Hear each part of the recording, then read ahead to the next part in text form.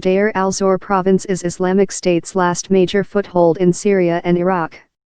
Rich in oil, it is bisected by the Euphrates River and abuts Iraq. The Russian and campaigns against Islamic State in Syria have mostly stayed out of each other's way as the sides seek to avoid conflict, with the Euphrates often acting as a dividing line between the sides. Talks have been underway to extend a formal demarcation line that has separated the campaigns, officials have said. Now we have 3 kilometers between us and the eastern riverbank. Once our forces reach the area, any shot fired into that area we will consider an attack on the military council, he said. We have notified the regime and Russia that we are coming to the Euphrates riverbank, and they can see our forces advancing, he said. We do not allow the regime or its militias to cross to the eastern riverbank.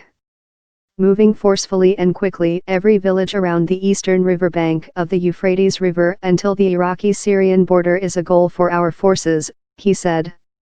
We are moving forcefully and quickly. We do not have a timeline, but we hope soon to free the entire eastern bank. Reflecting the demarcation line, the coalition said on Thursday the SDF was not planning to enter Deir al-Zor city. But while Deir al-Zor city was not an SDF target, Abu Khala did not rule out the possibility that it may become one, saying people in the city wanted to be liberated from the regime and Daesh at the same time. But, right now, we have a schedule that we are following, which is the liberation of the eastern riverbanks of the Euphrates, he said. He said Islamic State had shown fierce resistance when SDF fighters entered the outskirts of Deir al-Zor on the eastern bank of the Euphrates. The battles are continuous, he said. Abu Khala, who is in his early 30s, said 10,000 fighters were taking part in the Deir al-Zor campaign, the bulk of them members of Arab tribes from eastern Syria. The campaign is supported by the Kurdish militia that dominate the SDF. All our soldiers' training is in the coalition training camps. They oversee our training and our armament, he said.